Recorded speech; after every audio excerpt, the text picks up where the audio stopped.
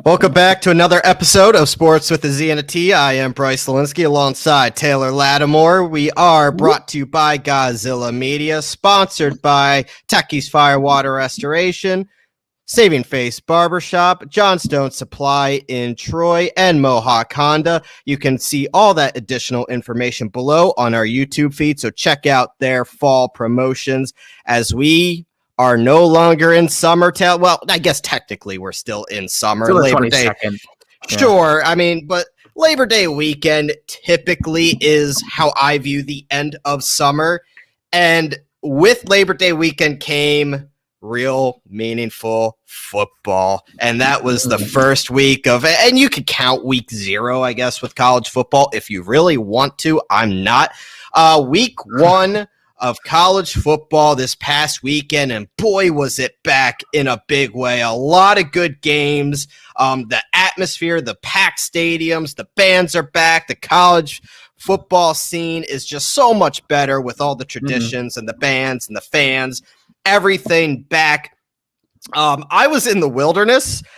We had our camping trip that was made up for the 4th of July because here in upstate New York, all it's done is rain all year. So we had to make that up, and the only time we could do it was Labor Day weekend, which means I suffered barely streaming Penn State football. I had a sliver of signal that my buddies were able to text me updates, and I would be able to catch a couple glimpses of it, and then it would freeze again, and then I'd lose service. Then I'd be able to see it again, and then I'd lose service. I was stressing the hell out because obviously that was a massive game for Penn State to start off the year. Really was going to be a tone setter, and that's where I want to start because people gave me shit from our episode when I said Penn State is a potential college football playoff team.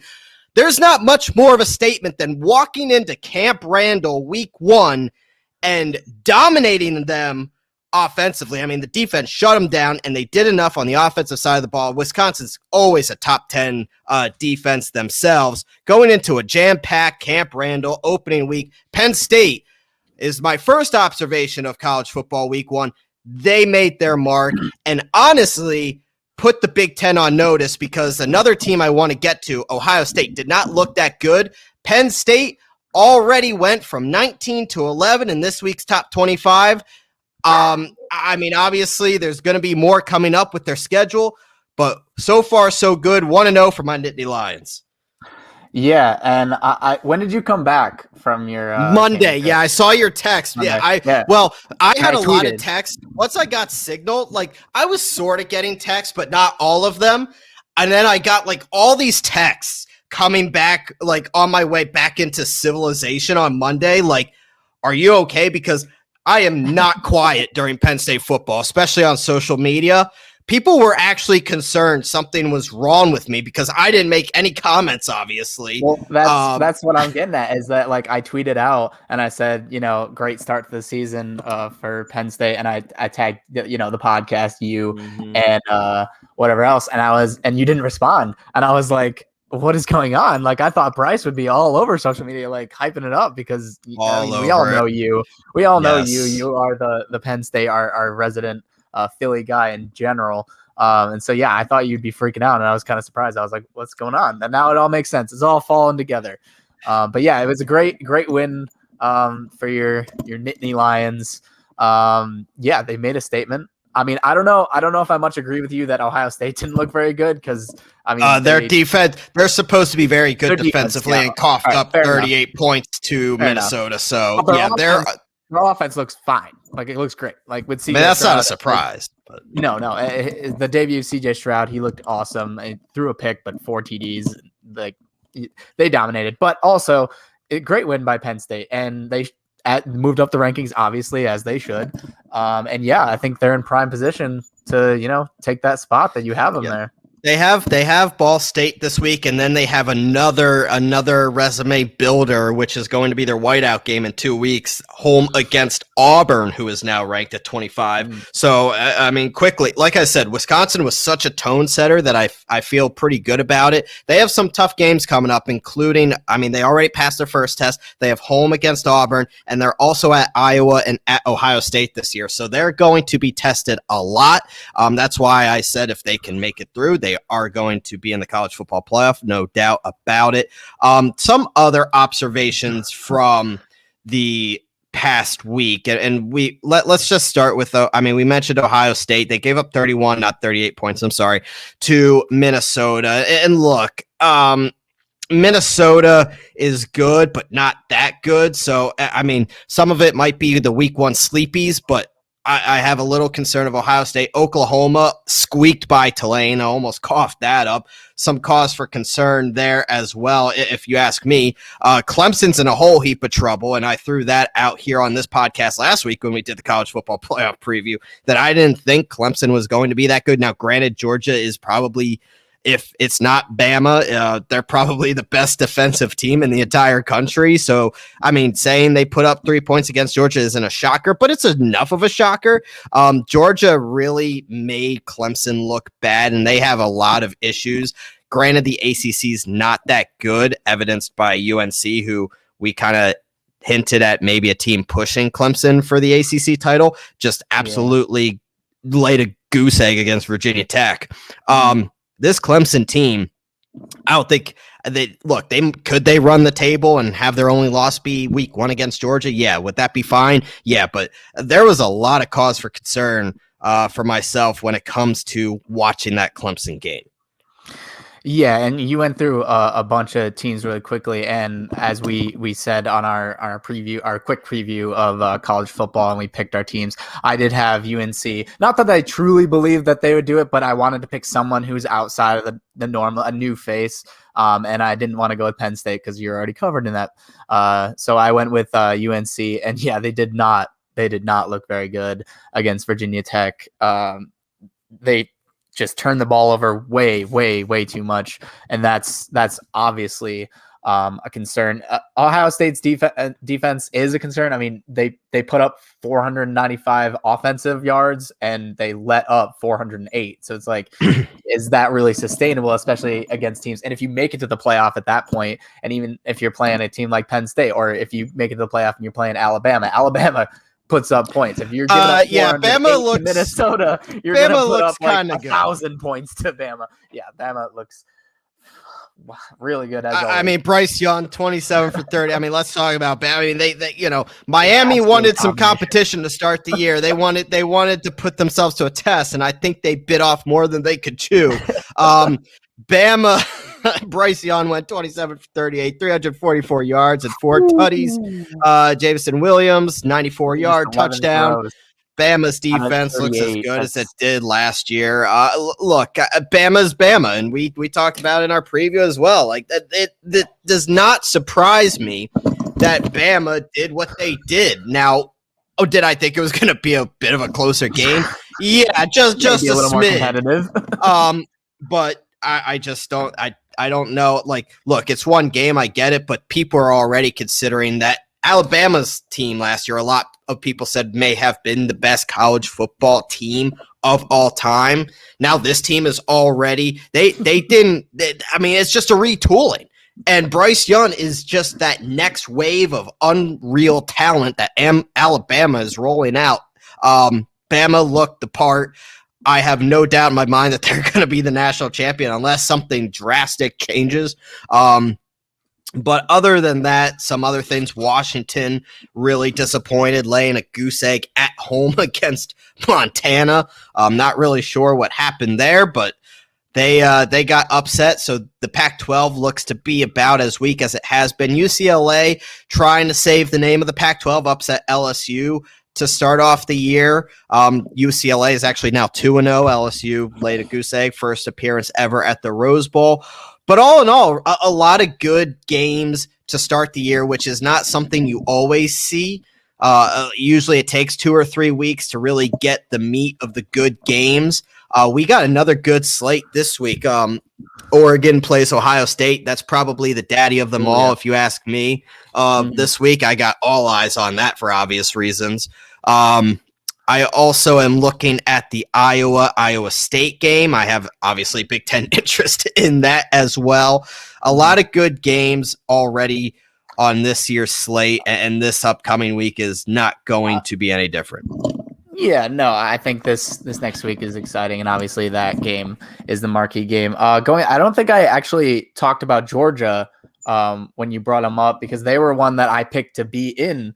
There you go. Yeah, they looked the part. I mean, Georgia is always one of those teams. They always have the talent. They have the defense, but for some reason, they always lay that egg against like a South Carolina, and they just, for some reason, never. They're always on the wrong end of the stick. Although Clemson's defense is good, putting up 10 points is a concern, because then, I mean, once you get to, obviously, I think they're going to lose to Alabama.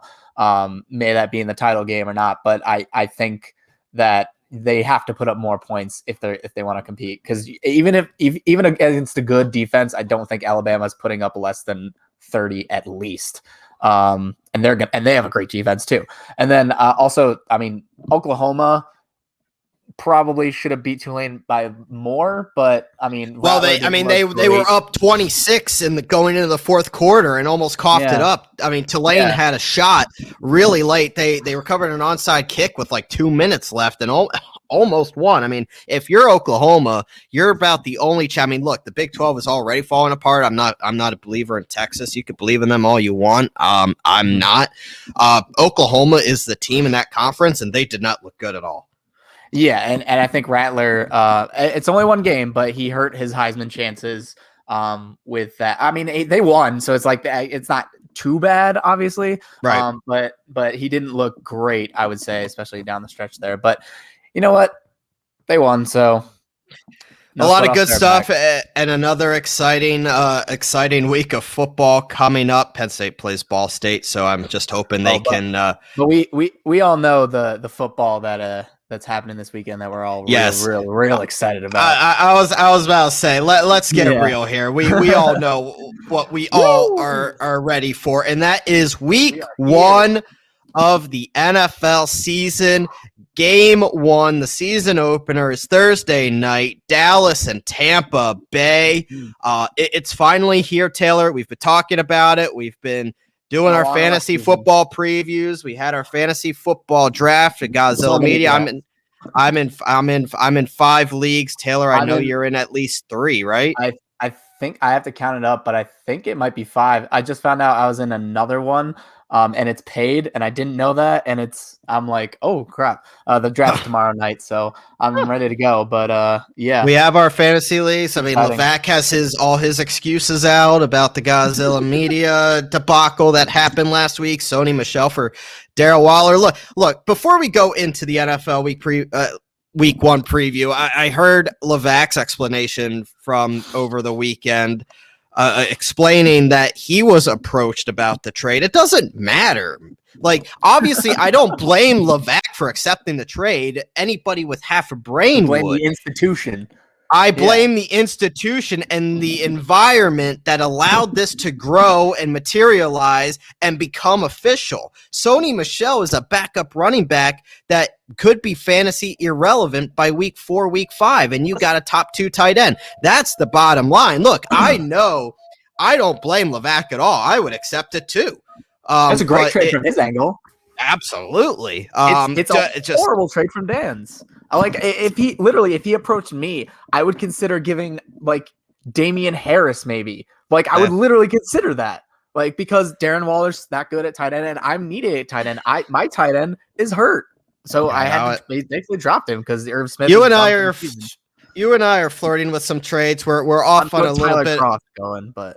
You have Tyler Croft. I have Gesicki. I'm still interested in exploring some trade options with you. We just have to find a common ground here and there. Again, I was out all weekend. Guys that I love.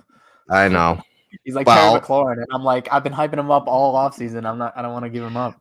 Well, I have to, you never know what trades are going to be accepted in this league. Yeah, I know. So I know. I'm not Dan. You can't pull that fast one on me.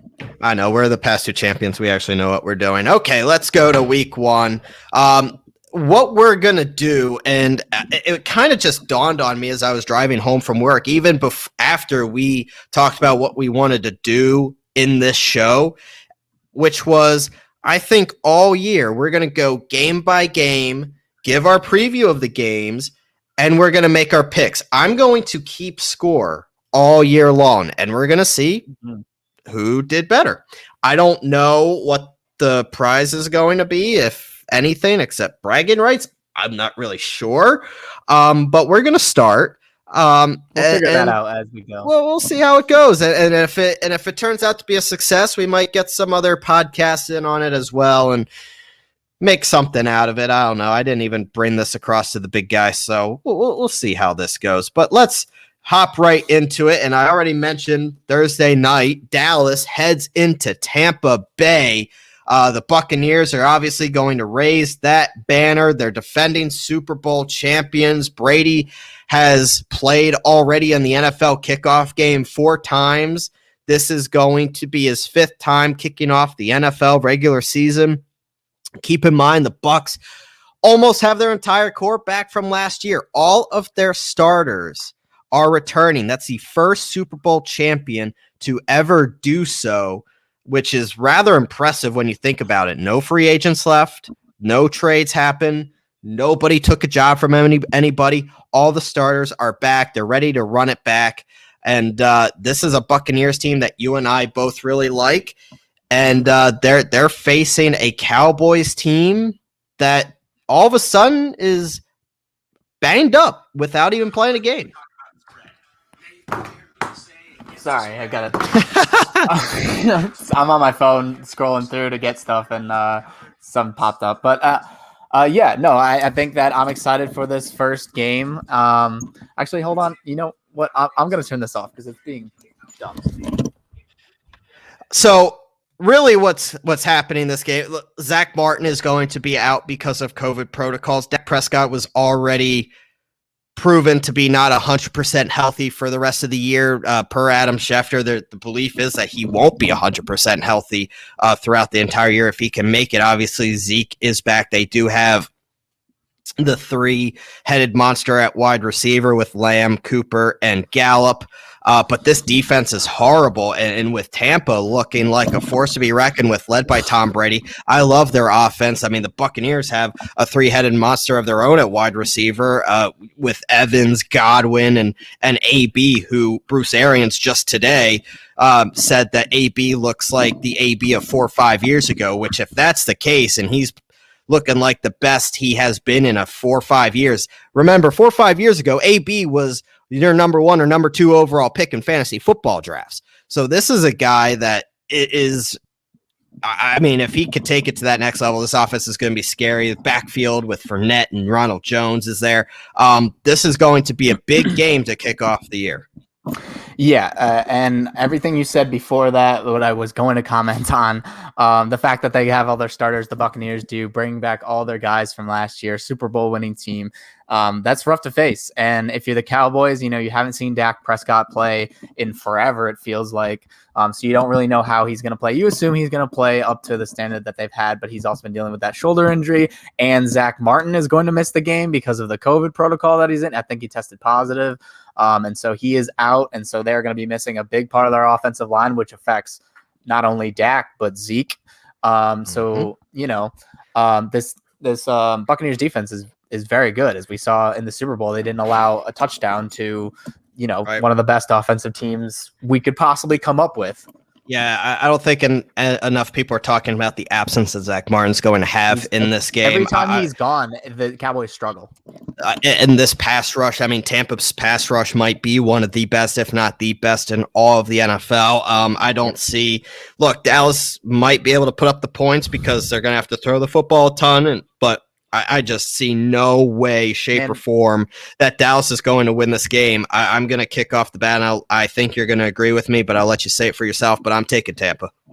Yeah, and going back to what you just said earlier, if AB is AB, like the AB that we know and love, the Pittsburgh AB, the guy who's number 2 pick in fantasy football as a wide receiver because he's just that good. If he were to get to that level again, then forget about it. Like this offense is then on the par with, any offense in the league. And you could say their one weakness, if they have one, is they don't have that dominant of a rushing game, and Tom Brady's not mobile. So if you can get pressure up the middle, I'm sure he's not going to escape like a Patrick Mahomes or a Russell Wilson. But that's the only knocks you can say on this team, especially on the offensive side. So yeah, I don't know how I could pick Dallas in this one. I think I'm going to have to go with the Tampa Bay.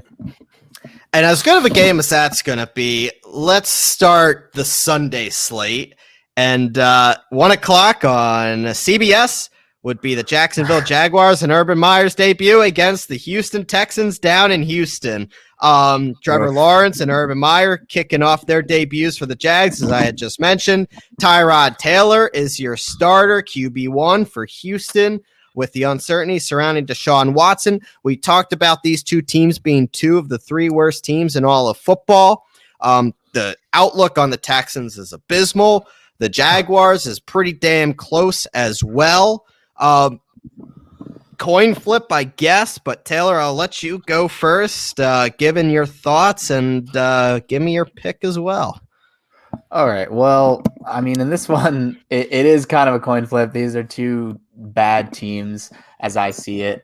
But when it comes down to it, whose offense do I trust more? Got to go with the number 1 overall pick in Trevor Lawrence. I mean, Tyrod Taylor's a solid guy, but I just don't. I'm sure he's a great guy.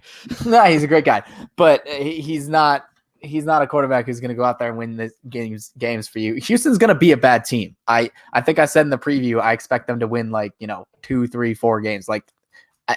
Maybe this is one of those games that they take, and it's going to be close. I think. I mean, that the line right now is 2.5 to Jacksonville, so it's not much. They think it's going to be pretty close, but. Yeah, I think I'm going to go Jacksonville in this one. Yeah, I got to go safe. Jacksonville. I mean, Trevor Lawrence, I think, will do enough with this offense, even though it's his debut. I think Houston is trying because, I mean, it's his debut. He wants to show out, I mean, Houston is a dumpster fire from start to finish. They have no defense whatsoever. Their offense is pretty much absent entirely. Tyrod, look, he's a serviceable NFL quarterback, but he's not going to win you games. He's not going to lose you games. And when you have the running back by committee of Mark Ingram, Phillip Lindsay, and David Johnson, along with Brandon Cooks, and I mean, you're talking about Nico Collins being your wide receiver too. There's just not much to talk about, as well as a head coach that I have absolutely zero confidence in. I just can't take Houston right here.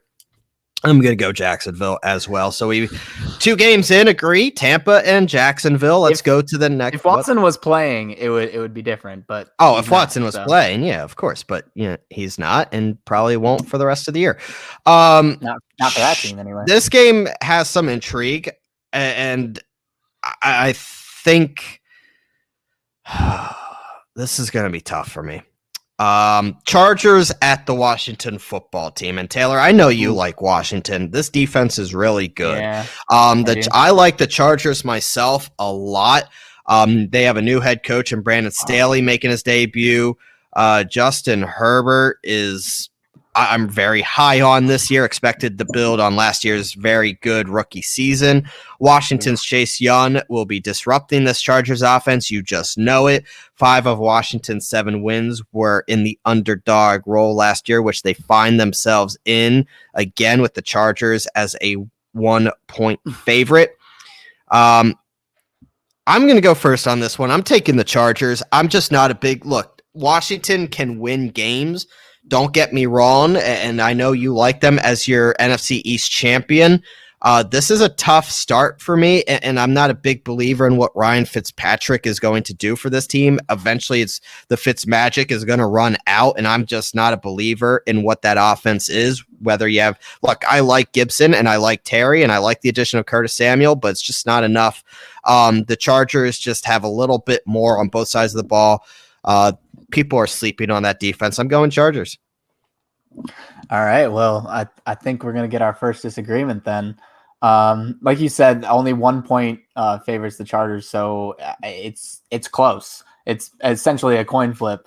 So yeah, I'm going to go Washington. I think they have enough on defense. I think Chase Young and that whole defensive unit is going to be really, really disruptive to Justin Herbert and everything he's going to try to do.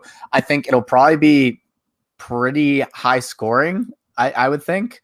I don't think it's going to be a defensive battle too much. I think that they will Washington will do enough to slow the Chargers down, and I'm gonna say that they're starting off their division-winning run with a win against the Chargers. I'm picking Washington. They need to get a team name. What is taking them so long? They said 2023. The Indians turned into the Guardians so quickly, and I know it's just Washington is dragging. Well, there was a while where Washington was considering keeping it the Washington football team, which is just horrendous. Yeah. But I honestly like the logo a lot. I've told people before. I really just like the yellow W. I don't know. I just like it. But the name is dumb. I think their color scheme is horrendous as well. But I'm a little biased because I'm a Birds fan, and they've been our redheaded stepchild for as long as I've been born. So yeah. Let's go to this next game. And I know, Taylor, this is going to tweak at your heart a little bit. Oh, this is, you know where this is going. Seattle is coming into Indy. And look, this on paper, this is a great game. Seattle, a team that should be right in the thick of the conversation of winning the West and will be in the thick of the NFC conversation against a Colts team that on paper is good. However, the Colts have issues at quarterback. There is still question around if Carson, the expectation is that he will play, but will Carson Wentz play week 1? And if he cannot, that means Jacob Eason will be in line to make his first NFL start. That would be against a Seattle team that allowed just 3.9 yards per carry last season on the ground. So whoever is at quarterback for the Colts is going to be pressed to match a lot of plays with Russell Wilson, who, from everything we all have heard, looks very good. This offense, DK Metcalf, Tyler Lockett, Chris Carson in the backfield. Hell, even Gerald Everett at tight end now. Under new offensive coordinator Shane Waldron, this Seahawks team coming into Indy with a lot of question marks for your Colts. Yeah, I mean, of course. And so when I look at this game, it's all about, obviously, it's about the injuries. It's about who's going to play and who's going to not. And when I look at it, Carson he might play. I'm really hoping that he will. He went through 11-11 drills on Thursday's practice. So he's questionable right now, but if he's practicing, that's a good sign. He just came off the COVID list, so we don't have to worry about that. And then if we look, I believe that Quentin Nelson is going to play. He'll be fine. Eric Fisher, they actually just reactivated him, and he's questionable. So there's a chance that we might even have our left tackle. So that's also really exciting. And so I really think that as long as the offensive line's there, we have Jonathan Taylor, we have Marlon Mack, we have Neiman Hines. If we have Carson Wentz, I think the offense will be fine. T.Y. Hilton's not going to be out there, but like I've said multiple times before, that's normal for the Colts. He's hurt a lot. And so, wide receiver 1 is probably going to be Michael Pittman. Paris Campbell is going to be out there, so we'll be able to see his speed. I don't know. The Colts offense looks to be mostly intact, which, knock on wood, should be a good game. And I think their defense is going to be coming into this game. I think it's underrated. And I think a lot of people will see soon enough that the Colts defense is going to be, knocking on the door of top 5, if not top 5. Kwity Paye looks great in camp. Been hearing a lot about how he's the future of their pass rush. I'm really hopeful, and I think that if Carson's playing, I'm going to go ahead and I'm just going to take the Colts in this game. Mark it down. Mark it down. I'm not going to root against them. I know you're not, and I expected it, but your heart is not where your head is in this one. The Seahawks are just going to be too much. I love Carson to death, but he has not practiced, and he hasn't played all preseason. He's had very little reps in this offense. Granted, he knows the offense with Frank Reich. However, he does not have much chemistry with this offensive line and the weapons around him. All he has to do is match Russell Wilson. All he has to do is run the ball. All he has to do is match Russell. If Carson can't run, he has a broken foot. No, not Carson. Give it to Jonathan Taylor. All he has to do is go like this, turn and hand the ball off to those running backs. That's all fine and dandy until Russell Wilson throws 3 bombs in the first quarter to Tyler Lockett and DK Metcalf. 3 bombs. He's not going to get the ball. Do you see? If there's a quarterback that's as good as anybody, escaping pressure and running around in the backfield, making plays, it's Russell Wilson. The Colts defense is good. It's not that good. Stop it. The Seahawks win by double digits. Seahawks win by double digits. We're moving. No, we're not moving on because you can talk about Penn State all you fucking want. I'm going to talk about the Colts for once. But all they have to do is if they win the time of possession by running the ball, which is the game plan, then they take pressure off Carson Wentz and they don't give the ball to Russell Wilson to score 3 touchdowns in the first quarter. You sound like what me and my co-host Jeff Lawson on Made for Philly sounded like for the past 3 years. All they have to do is run the ball, controlled time of possession. Run the damn ball. We have hats made because that was a slogan last year, and I think that's a thing that we say now. Just run the damn ball. Just Carson, turn around and you give it to Jonathan Taylor or Marlon Mack. I don't care. Look, give it to Neiman Hines. You know how I feel. You know how I feel about the potential the Colts have this year. I just think it's going to be a very rough start for them. They're going to be playing catch up. If they were injured, they would have, but they're all healthy. The whole offensive line might play, and that's they're big. Not. If Quentin Nelson is he's not going to be healthy all year. It's pain management. It's the same with Carson. Fine. Yeah, dude's a beast. He's Quentin Nelson is a beast. I'm not denying that at all. He's probably one of the best offensive linemen in all of football. Yeah, I think he's the best, but I'm more worried about Eric Fisher because he really hasn't done anything because he's been coming off that Achilles injury. So if anything, I'm most worried about him not making it through the game. I don't know how many they might have to switch him out just because he might be fatigued. But I think the Colts can get it done. Mark it down. Let's move on. Let's move on. A lot of our listeners will be intrigued on this next game simply because of where we're coming from, and that is New York. And a lot of people in the capital region are New York Jets fans. The Sam Darnold revenge game. The Jets head into Carolina. Zach Wilson's debut for the Jets. It's the revenge game for Sam Darnold facing his former team down in Carolina. Perception is that Zach Wilson will have more success in New York with first-year head coach Robert Saleh than Darnold will ever have had in New York. But this is still a game that intrigues me simply because I think Carolina is a sneaky team that could be pretty competitive this year. A Carolina offense that could be rejuvenated along with Sam Darnold simply because Christian McCaffrey will be healthy. I'm very high on DJ Moore. Robbie Anderson, who Darnold had a great rapport with in New York, is reunited with Darnold as well. The Panthers put a lot of young resources, especially last year, considering every draft pick was on the defensive side of the ball, putting into that defense to revitalize that defense. I really like Matt Rule as a head coach. This Panthers team intrigues me.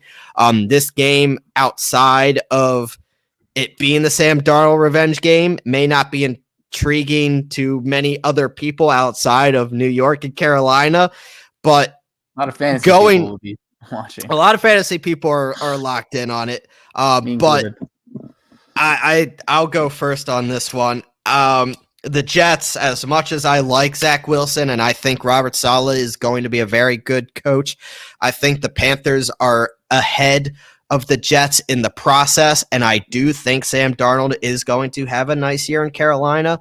I think that he's out to prove that the Jets made a mistake, whether right or wrong, we'll see. But I think week one with Zach Wilson making his debut, there's going to be bumps in the road. The Jets just simply aren't that good of a football team outside of some promising young talent on the offensive side of the ball. The defense is atrocious. I'm going Carolina, and I think I'm going to take them by a touchdown.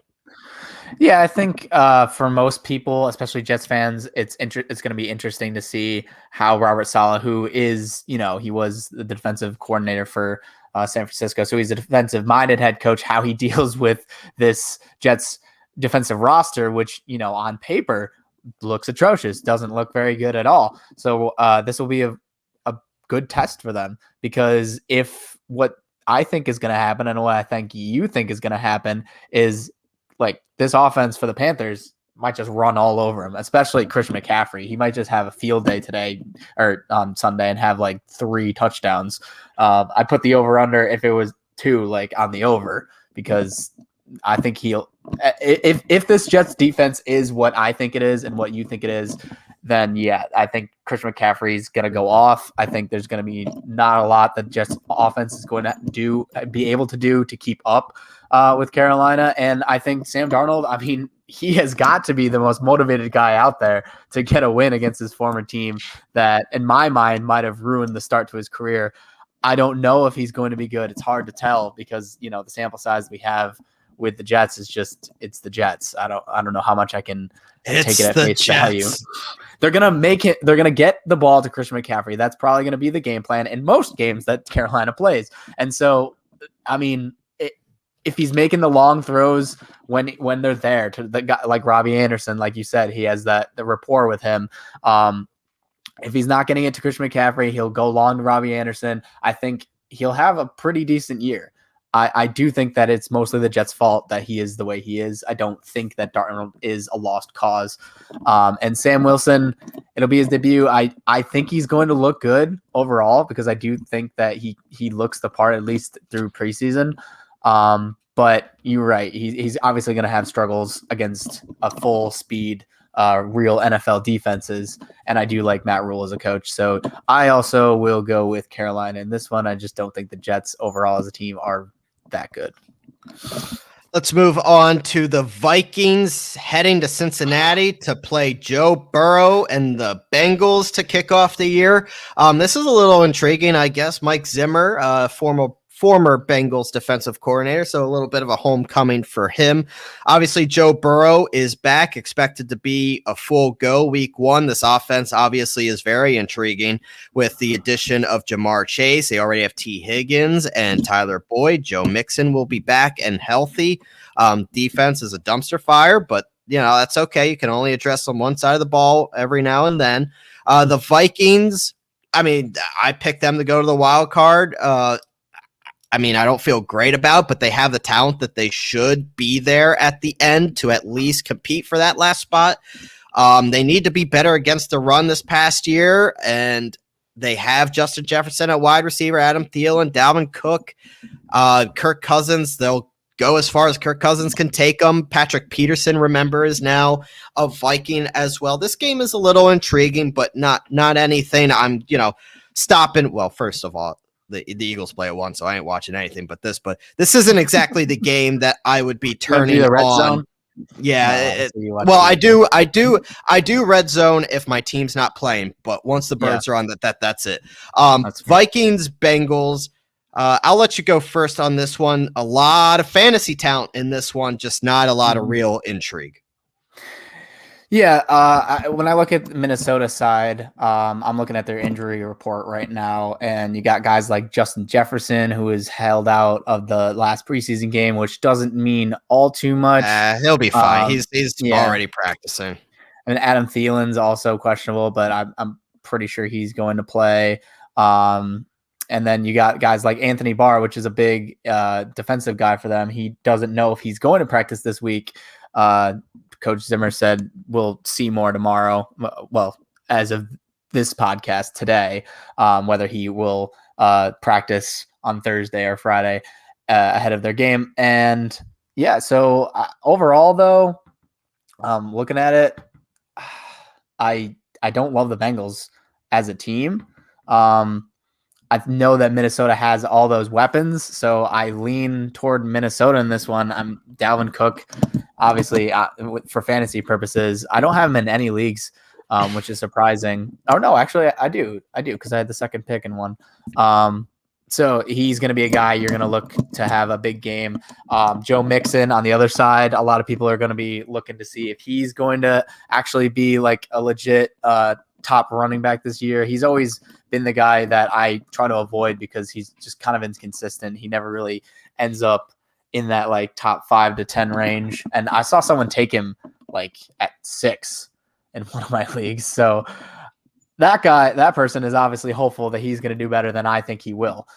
So I'm going to go Minnesota in this one. But I'm excited to see Burrow back, see if he looks as good as he looked last year before he got injured. I'm excited to see what Joe Mixon can do, especially for fantasy purposes moving forward. But I think Dalvin Cook, Thielen, Justin Jefferson, you can't beat that at this point if you're the Bengals. So I'm going with Minnesota. Yeah, I invested in Mixon in 2 of my leagues this year. I just think, look, there's not much competition in that backfield, and the fact that offense should be moving, Mixon's going to get the ball a lot, and when the head coach says as much, volume is key, especially in fantasy football. So a lot of people slept on him. He fell in a lot, and I snagged him in the 3rd round in both leagues that I got him. Ooh. So, I haven't seen him fall that round, I don't think. Really? Clyde Edwards-Helaire was going before him. James Robinson was going before him. And when it comes to the 3rd round, and I'm looking at, I do too. But when there's a 3 down bell cow in the 3rd round, I'm taking him. I don't care what team he's on. But I agree with you that when it comes to real life, Minnesota is the better football team and should win, and probably should win rather easily. Let's move on to the next game, which is Arizona. They're heading to Tennessee to face Derrick Henry and the Titans. This should be a fun game to watch simply because of all the talent that is there. Tennessee ranked 4th in the NFL in scoring offense last year, and oh, by the way, added Julio Jones to an offense that already features Derrick Henry and A.J. Brown. I mentioned Henry before. Tannehill is off the COVID list. He is good to go. Arizona continues to evolve around Kyler Murray. They have DeAndre Hopkins. They brought in A.J. Green. It's a back-and-forth game that fantasy owners will point to as a reason why they won in week 1. This is that big of a game when it comes to that talent. But when it comes to facing these actual teams, I'm a lot higher on Tennessee than I am Arizona. Not really a knock on Arizona, but I don't like their defense as much. Tennessee has a very good defense and a lot of weapons on offense. I'm going to go first on this one. I'm going to take Tennessee. I just feel like, especially early on in the year, they're going to get Derrick Henry going. They're going to throw the football a little more. Which, look, that Ryan Tannehill as your quarterback, he does put up the numbers through the air, but they also limit to what he is asked to do in the air simply because you have Derrick Henry. I mean, why would you go away from such a beast? But with A.J. Brown and Julio Jones in the mix, they are going to throw the football a lot. Arizona is just simply not that good defensively. I'm going Tennessee in this one. Yeah, and right now the line is 3 to Tennessee. So it's, again, predicted to be a pretty close game. But I do like Tennessee a lot. I do think that I could see them winning for sure. Just Derrick Henry running all over Arizona. And ultimately, I think that that's probably what's going to happen. But for the sake of not picking with you every single time, I'm going to make the case that Arizona can do it because I think that Kyler Murray is a special guy. I think he's going to have an even better year than he had last year. He might be, I think he could sneak his way into like the MVP conversation if Arizona has a good year. And I think that that'll start today or Sunday. I keep saying today. It's not today. I wish it was today. Sunday, I think Kyler Murray will lead them to a grueling victory over Tennessee. I think it'll be close. I think it'll be within a touchdown. I think that 3 points is close to what it will be, but I think it's going to go on the Arizona side. I don't love their defense, and honestly, I wouldn't be surprised if Derrick Henry rushes for nearly 200 yards and all over him, but I'm picking Arizona.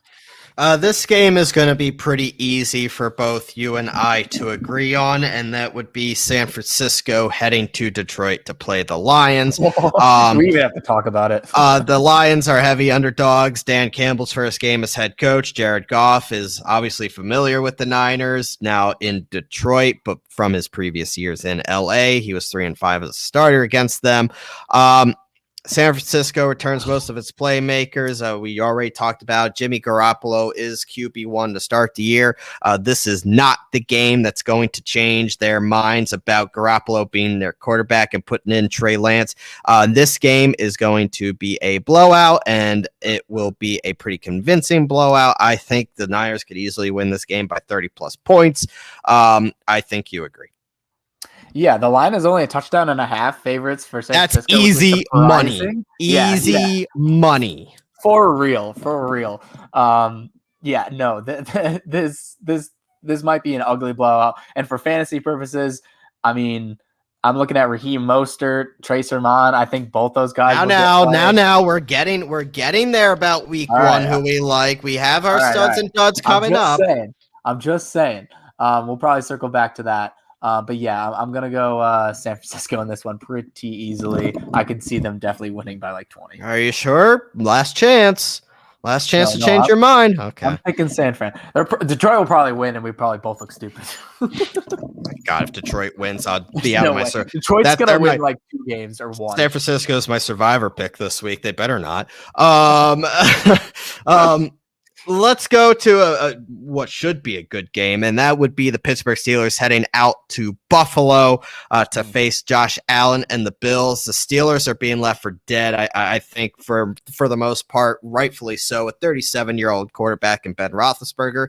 They do have some nice weapons on offense surrounding him. Najee Harris at running back with the 3-headed monster of their own at wide receiver with Juju, Deontay Johnson, and Chase Claypool. The Bills offense, I mean, what can you say? Josh Allen, we'll see how he does this year with Stephon Diggs torching the Steelers last year for 10 catches, 130 yards. Pittsburgh is a lot healthier on defense this year. Let's see if they'll return the favor.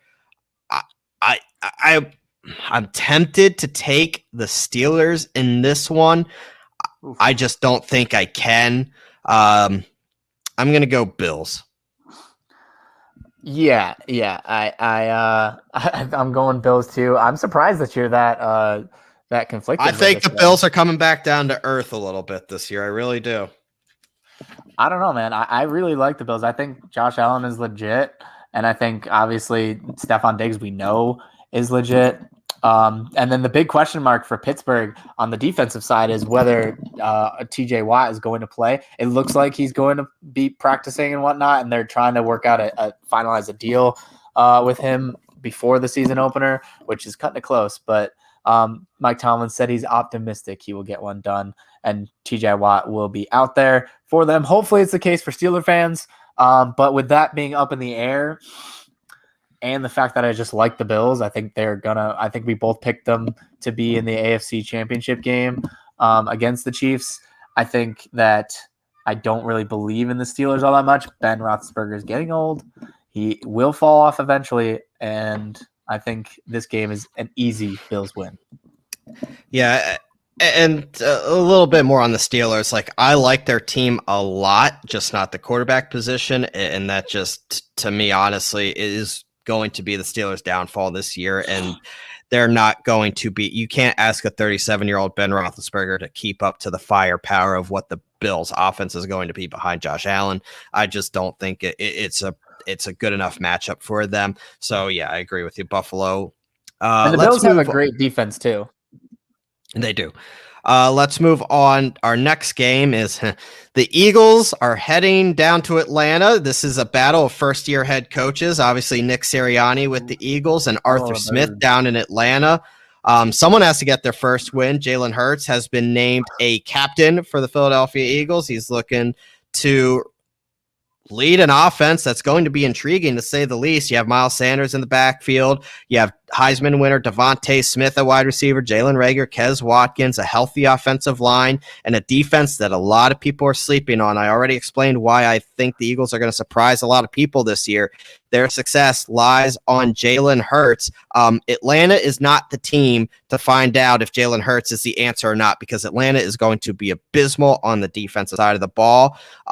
And I honestly think the Falcons, even though they have Kyle Pitts, they lost Julio Jones, they added Kyle Pitts, I think they're going to lose a step on offense, because you have a head coach that wants to run the football, prefers to run the football. Remember, Arthur Smith is coming from Tennessee. You have Matt Ryan, who's not a spring chicken, another year older, a team that's going to be behind a lot. It just doesn't, for this season, the Falcons makeup doesn't make sense to me. I think the Eagles are a better put together football team that I think are going to surprise a lot of people. I'm taking my Birds to start off 1-0. Well, I wanted to tell you, so I'll tell you right now, in the paid league, the first one that I'm in that I already drafted, Jalen Hurts is my quarterback. So I will be rooting for him for fantasy purposes for sure. I'm hoping that he really steps it up and becomes not only a thrower or a decent enough thrower, but I hope he uses his legs a lot. And He will get absolutely to the use those legs. Yes. Yeah, get into the end zone as much as possible. Then he could be a very truly viable fantasy quarterback in that aspect. And then for Atlanta, Mike Davis is going to be their running back. Wayne Gallman might cut in. Had a nice year last year, but I'm sorry, it just doesn't cut it for me. With what the Falcons want to do. Yeah, so it's going to be a good first game to see, and honestly, I think it's going to be really close. I think you're going to be sweating. Oh, absolutely. This game. Yeah. I know. I'm going to be pacing back and forth until the very last second. I know it. But I think it's also going to make for a very good game. Like, I really hope I'm probably tune in for a lot of I do a lot of red zone. I'll always be having the Colts game up too, but I like to two screen it when I can. So if at all possible, I'll two screen it. Might cast red zone up on the TV and then watch the Colts game on my phone, or one of the two. But either way, this game I'm betting will be popping up a lot on red zone, because I think it's going to be pretty high scoring, because like you said, Atlanta's defense is not that good, and I'm not sold that the Eagles defense is very good either. And I think Kyle Pitts and Calvin Ridley will be able to put up points, plus Mike Davis. We'll see really how he looks in this offense. And so I'm going to go with the Eagles. I'll go with you. I'll go with the Eagles, but I think it's going to be a nail biter. I think it's going to be a great game. But, I mean, it's going to be a good game. I just don't think Atlanta's going to be very good this year. Yeah, I think their defense is really sus. Yes. Let's go to another game that a lot of people in our area have a lot of intrigue, and that would be the Denver Broncos heading into New York to face the New York Giants. Now, you and I have both expressed our disbelief in what the Giants are going to be this year. The Denver Broncos, and I've said this, I think I've said this on this show, I think they are the new Tampa Bay Buccaneers. This is a loaded roster, very good on defense, have the weapons on offense. They just don't have the quarterback. They named Teddy Bridgewater their starter, but I feel like if they were the team to land Deshaun Watson or an Aaron Rodgers next year, this team could be really scary. However, nonetheless, they start the year with Teddy Bridgewater as their starting quarterback, heading into New York with the Giants. A lot of question marks as well. Daniel Jones enters a really pivotal year, pretty much a make or break season to make sure that he is the starting quarterback of the future for them, and it really hinges a lot on the health of Saquon Barkley and Kenny Golladay. This is a Giants team that I think will fall from grace on the defensive side of the ball as well. I just simply don't believe in them a whole lot. I think the Denver Broncos, this is going to be an ugly game. I think this defense is going to first force some turnovers and put the Giants in some bad spots. I'm going to take Denver in this one. Yeah, when I look at this, it's a lot to do with, on the Giants side, the health of Saquon Barkley, whether he'll be even able to play, and even if he does play. As of now, the expectation is that he is, but we'll see how this week progresses. That's literally what he said, Saquon. He said, we'll see, when asked if he would be able to, play. this weekend, and he said we'll see. And I think they're playing it by ear, and I think that scares you if you're a Giants fan for sure, because Saquon is a huge part of your offense, especially because Daniel Jones is what he is, and the receivers that you have are what they are. I don't really believe in Kenny Galladay, and you have I just think that they will go as Saquon goes. They can be a semi-viable offense if they have a guy like Saquon Barkley who can just kind of do it all.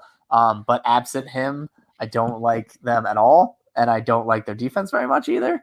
And if you look on the other side, I'm intrigued to see how the backfield for the Broncos shakes out, because obviously you have Melvin Gordon there, but the expectation is Devontae Williams will be, very much taking his spot and pushing him out of the room, so to speak. So I'm excited to see, or interested to see how that goes. But yeah, you're right. With Teddy Bridgewater, you can only go so far, but you can go far enough to beat the Giants, and I'm taking the Broncos. Doesn't have to go very far, No, it doesn't have to go too far, but it'll be far enough to beat the New York Football Giants, who I think are going to be a dumpster fire this year, and I know you agree. Let's go to I think it could be the game of the week. Cleveland, the Cleveland Browns, heading to Arrowhead to face the Chiefs to start off the year. This is going to be a game that I think a lot of people are going to hype up. And it's going to end up being, and I said it could be the game of the week. However, I don't believe so. I think this is going to be hyped up for all and nothing, and the Chiefs are absolutely going to obliterate Baker Mayfield, Nick Chubb, Kareem Hunt. It just doesn't play right into what the Browns want to do. You can't ask Baker Mayfield to be in a shootout match with Patrick Mahomes. I like the Browns defense a lot. They upgraded their back seven in the offseason, but is it going to be enough to beat Patrick Mahomes and the Chiefs opening week in Arrowhead? Probably not, considering Mahomes is 17-4 and home has never lost to an AFC North opponent. I'm picking my Super Bowl pick in this one, and that's going to be the Kansas City Chiefs. Yeah, both are Super Bowl picks, actually. So, yeah, there has been a lot of hype already around this game, and a lot of Browns fans coming out and saying they're just going to punch the Chiefs in the mouth and let's do this and blah, blah, blah, blah, blah. But ultimately, I see it how you see it. The only way that I think that the Browns could possibly win is kind of how the Colts will be trying to win, is that control the possession so that you don't give it to Patrick Mahomes with your Nick Chubb and your Kareem Hunt. But that's, in my eyes, their only path to victory, because as good as the Browns defense is, especially their front guys, Myles Garrett and whatnot, but the Chiefs upgraded their offensive line, and we're about to see that they have an awesome offensive line. And I think that, with that being said, I think Patrick Mahomes is going to have the time, and when he runs out of time, he'll use his legs and be the best quarterback in the NFL, which he is. And yeah, I think the Chiefs are gonna roll in this one, because I agree with you. You don't want Baker in a shootout. I think that is the opposite of how they win. They win by ground and pound, kind of rush the ball and control the possessions, and that's how the Browns will be winning, I think, most of their games. Can Baker have a few games here and there against bad defenses where he throws it like 4 touchdowns? Sure. But I don't think that you can expect that every day, and I don't think you can expect him to keep up with the Chiefs. Yeah, the Chiefs are going to win this game. Sorry, let's head to the game down at Jacksonville, and no, it's not the Jaguars. It's going to be the Green Bay Packers visiting the New Orleans Saints. Obviously, Hurricane Ida forced this game to move to a neutral site, which is Jacksonville. We already talked about the Packers, and this being the swan song, and Aaron Rodgers and company out for a vengeance against the now Jameis Winston-led New Orleans Saints. It's going to be a new look team. Saints do have some talent, but honestly, I don't think it's going to be enough here against the Packers, who are my NFC champion. I think this Packers team is just too good. I know that the Saints could put up the points as well. I just don't think it's going to be enough. You asked Jameis Winston to throw the football 30 times, he might give you 4 touchdowns, but it might be 4 interceptions along with it. So I'm gonna say, do I expect Jameis to be better? Yes, but I'm gonna hold off on that approach until I see it. Thus, I'm taking Green Bay, who is my NFC champion, to start 1-0. And Green Bay is 4-point favorites in this game. So I think that I would not, again, this is going to be one of those ones where for me, it's kind of a toss up because I think that both teams are really good. The Packers, again, probably are going to win, but for the sake of picking, I'm going to pick the Saints because I can make that argument that I think that Jameis will be better. I think he can throw and is perfectly capable of throwing 30 times in this game. He may not have to because, they obviously have Alvin Kamara. And it's one of those situations where you just kind of get Kamara the ball wherever you can and then take the big shots when they're there in the play action and whatnot. And I think Jameis is perfectly capable of doing that. I think the Saints defense will be good enough to support Jameis, maybe get a turnover here and there. And if Jameis can limit his turnovers, maybe just throw one pick, Jameis, 4 touchdowns and 1 pick. That would be that'd be ideal. And I think that would be a recipe for the Saints winning this game. So I'm going to go with the Saints. All right. Interesting pick. I mean, you're not crazy, but you're crazy. No, I mean, I honestly, I would probably, in a vacuum, I'd probably pick the Packers to win, but I want to make this interesting. And so I have different teams to root for so I can beat you. So I'm going with the Saints. If we pick the same thing every time, then at the end of the year, it's going to be boring. It's gonna, okay. Let's go. I'm not picking like the one that's obviously not going to happen. Like I'm not picking Detroit to win, but these toss-up games, I'm comfortable going with the Saints. I gave you the option to pick Detroit. I'm surprised you passed it up. I gave you that second option. No, look, but if you want to change your mind, we could go back. No. I really do think that the Saints have a good enough team to win this game. So I don't think it's crazy to pick them. I really don't. Let's go to this next game, and I'm just going to deem it the Alabama Bowl. Miami at New England. Big AFC East game to kick off the year for these two. Obviously, Tua with the Dolphins, and now Mac Jones named the starter for the Patriots. All the Alabama ties. You also have Jalen Waddle that's looking to make a splash as well. And I'm not a big Tua fan, as I have said on this show, but I have my questions around what the Patriots are going to look like this year. I don't like Miami traveling to New England. This really is going to be a tight coin flip type of game. However, I'm going to take the road underdog, and I'm going to go with Miami and Tua just simply because I'm not sure what I'm going to get from Mac Jones. I do like the Dolphins defense a lot. Granted, the Patriots have a very good defense too. I like the Dolphins defense enough to make a difference, and Tua with a little bit more of a weapons arsenal than Mac Jones does. I think that's going to be the difference as well. Very tough call for me, but I'm going Miami. All right, and New England the spread is 3 points to New England. So another close spread there, but it's really, the home team is given 3, so really it is a coin toss. Yeah, pretty much. Yeah, so I really think that I'm going to go with the Patriots in this one. I think that we are forgetting who's at the helm of the Patriots, and it's Bill Belichick, and he's going to have that defense ready, and he's going to give Tua fits. If you don't believe that Tua is a real quarterback, well, the defense you don't want to go up against if you're not a real quarterback is going to be the Patriots defense and Bill Belichick, and he's going to take away what you're good at. That's the cliche. That's what he does the best. Make you play a different way, and I think that's going to be too much for Tua.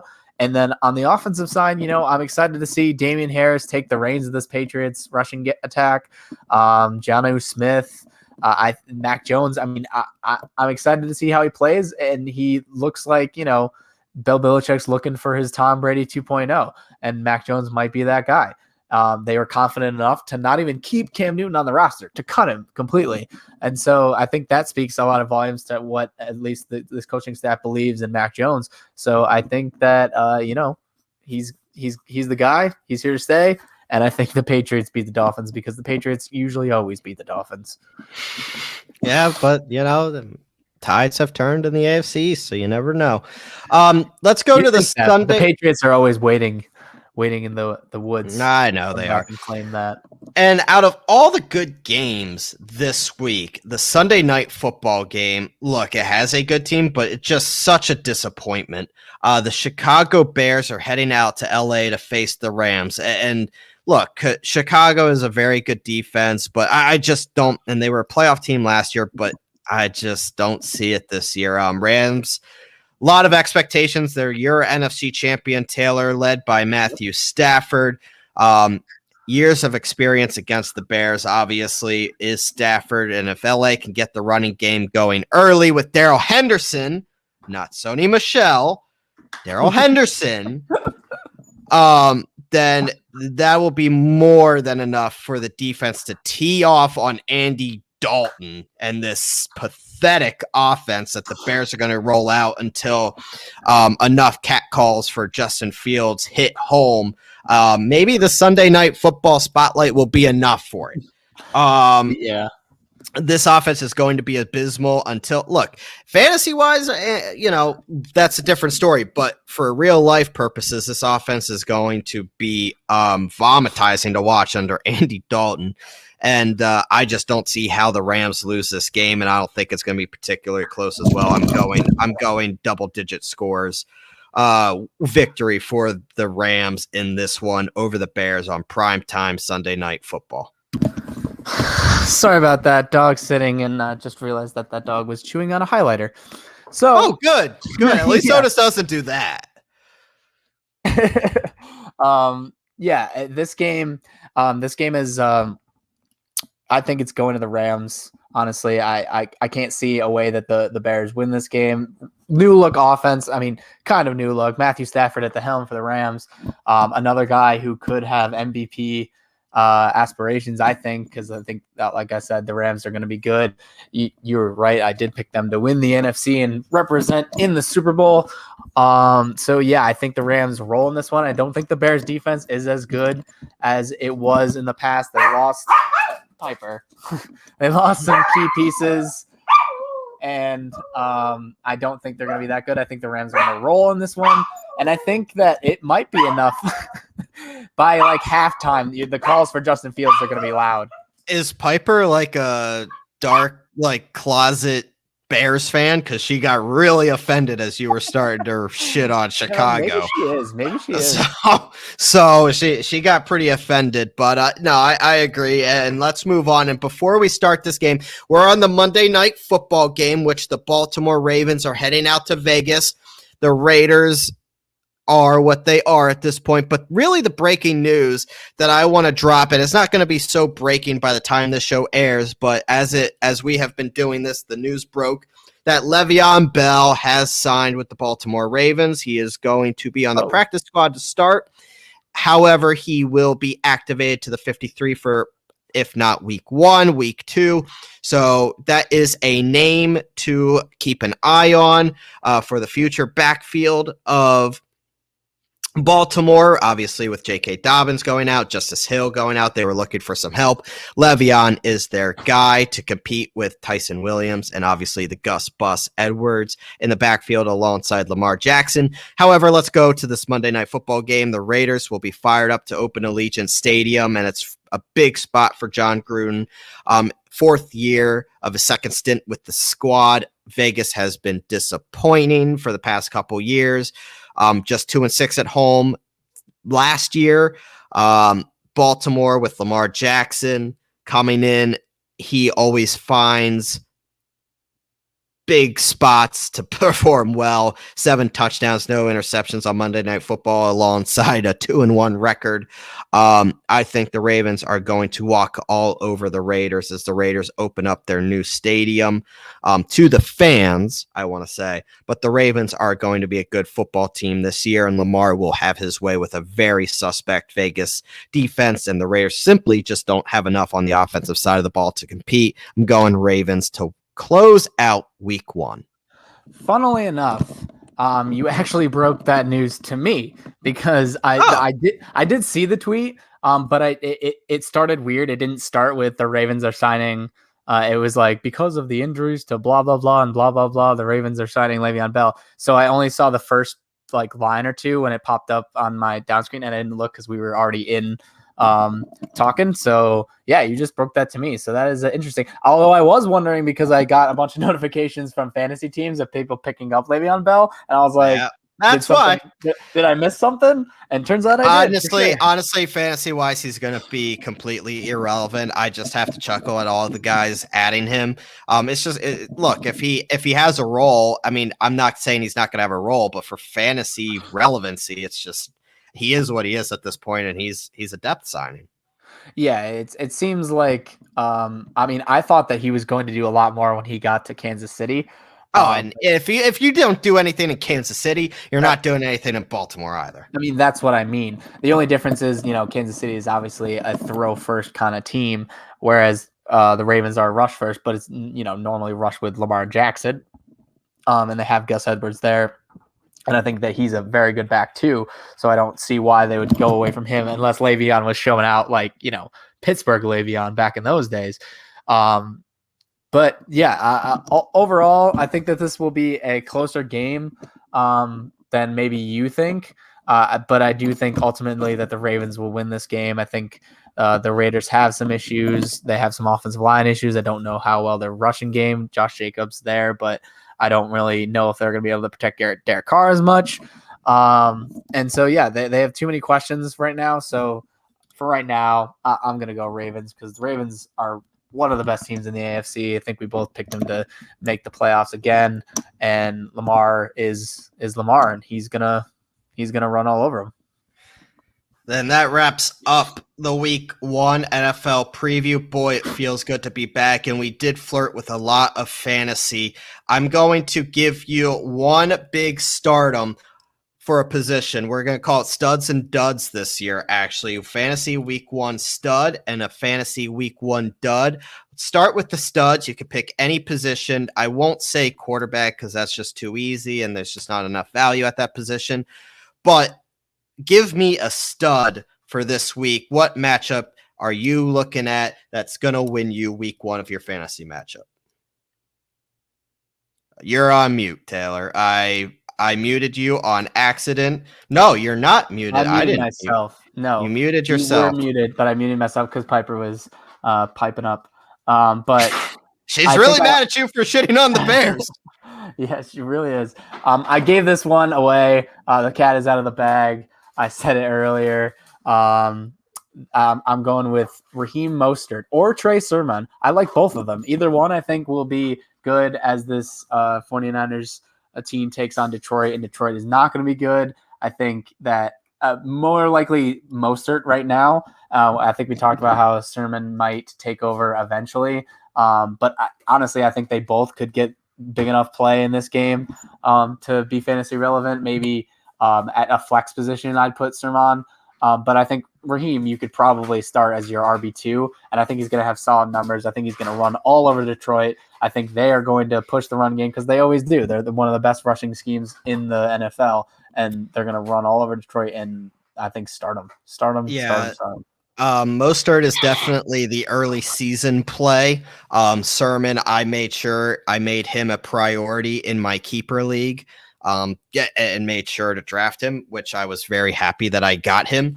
But I mean, look, I agree with you, and I feel like I'm kind of cheating. However, I'm sticking in the same game, and I'm going to go with Brandon Ayuk, and I just think he is on a track to absolutely explode this season. For the Niners, he's a sweetheart of a matchup this week. Going to Detroit. Their defense allowed an average of more than 44 fantasy points a game to wideouts last year, and they didn't get any better. Ayuk is wide receiver 1, is going to be a focal point of this offense, and I think he is going to be a stud this week for fantasy managers and could, on his own, win you your week 1 matchup. Fair enough. I think we both are looking the same way, where we think Detroit is just going to be really bad. And I think that We both think that the Niners are going to be much improved from last year. I think they're going to be good. And so, yeah, I think there's a lot of fantasy points to be had against Detroit. So that makes total sense. I'm going to let you start off first. Give me that dud. Give me your dud for week 1. All right. So here's a guy who hopefully isn't your RB1, although I do know that a few teams here and there who went wide receiver heavy in the first couple rounds may have this guy starting in the first, or may have him starting as their RB1 or RB2. But I think that David Montgomery is going to be a dud this week. I don't think the game script one is going to work for him. The Bears playing the Rams, so I think the Rams are going to be up quick, fast, with their high strung passing attack and Darrell Henderson. I think that they're going to score a lot of points. I think that means that the game script is going to fall away from David Montgomery. Plus, let's be honest, this Rams defense with Aaron Donald there, that scares me just in and of itself. And so I think that David Montgomery is going to struggle this week, and I don't think he's going to be very fantasy relevant this week. I'm going to go at the wide receiver position because you went running back. I had one for each. Now I'll go wide receiver, and that's going to be Odell Beckham Jr. And a lot of people drafted him because of the name, not so much what he's going to be fantasy-wise. And people are thinking, well, he plays the Chiefs. It's going to be a shootout. I got to put OBJ in. No. This is I get it. It's tough to sit a player like OBJ, but keep a few things in mind. He hasn't played a meaningful game in a while, coming off a torn ACL, and probably is going to start the season off slowly after coming off that operation. Matchup in Kansas City is not favorable, believe it or not. The Chiefs allowed an average of just 135 receiving yards and the second fewest points to wideouts last year, and the defense is intact.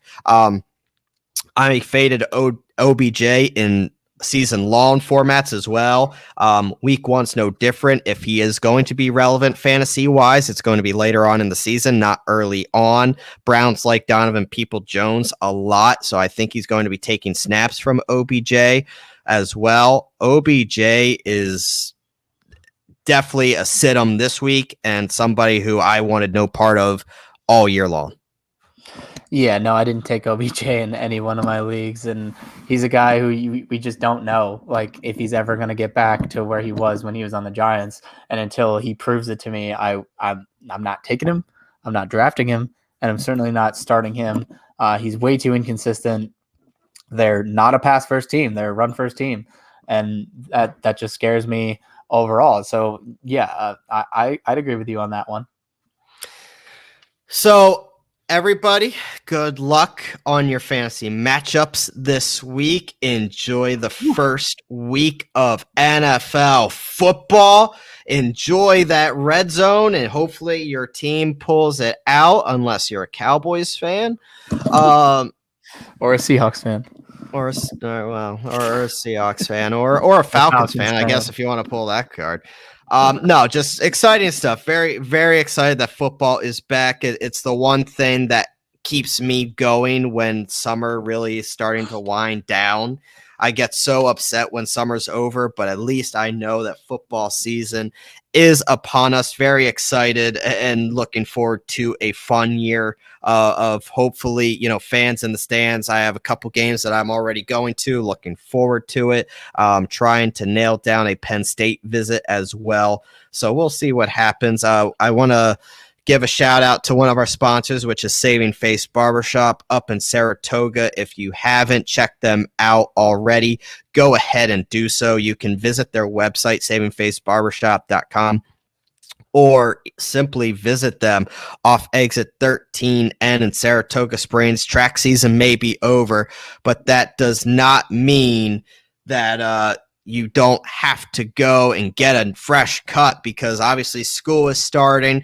This up here in New York, at least, the first day of school, I think, it's mostly this Thursday. Go and get your back to school haircut. Get your fall haircut as well. This is going to be a really busy fall, and you want to look good. Go check out Saving Face Barbershop, our boy Jeremiah up there in Saratoga. And outside of that, just another awesome episode in the books. We'd like to thank our listeners for tuning in. You can catch all our episodes on YouTube, Spotify, Apple Podcasts. Taylor, I know you want to get something in, so shoot. Yeah, I just wanted to say that especially if you're listening to us on Apple Podcasts or if you listen to us Spotify and you want to support the show, go and drop a rating down there. 5 stars is preferred, but whatever you think we deserve. And while you're there, check out the other Godzilla Media podcasts because they're all pretty good. I listened to a few of them. The Trav and Rigney show is very good. Levac and Kaz is an absolute classic. I mean, you can't go wrong with Levac and Kaz. The Trav and Rigney show are good. I mean, if you want some more in-depth fantasy football, the We Talk Fantasy podcast is very good as well. We have a soccer podcast. There's a lot of different ones. If you want mental health, the space between your ears is obviously there. They're all good. Drop a follow on all of them. They're starting to become so many. I'm losing count. Yeah, there's so many. I looked today and there's another one that I hadn't even heard about, and I was like, oh my god, we have another one, and it sounds awesome. It's talking about video games and reviews of movies and such. I have to give those guys a listen because they seem like they're a fun time over there.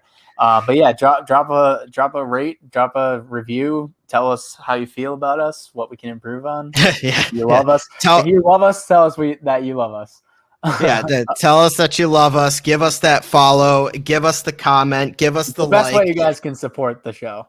And really do so throughout Godzilla Media. There's a lot of good podcasts out there to listen to. So definitely go and explore some of those new podcasts. And we also thank you for sticking with Sports with a Z and a T. We are only getting bigger and better by the week, and we're glad you're along for the ride. But meantime, enjoy that football and enjoy the last couple of weeks. Good luck in fantasy, unless I'm playing you this week. And enjoy if you're playing Gaz, then beat Gaz, and then we'll all tee off on Levac when our turn is up as well.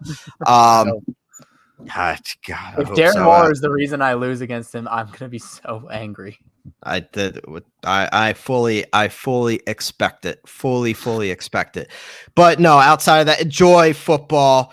Enjoy the warm weather while it lasts. I have a tea time Saturday morning before the college football games get underway. Get out there, enjoy the last breath of summer, and we will catch you next week. For Taylor, I am Bryce. This was Sports with a Z and a T presented by Godzilla Media. Enjoy the football, everyone. See ya.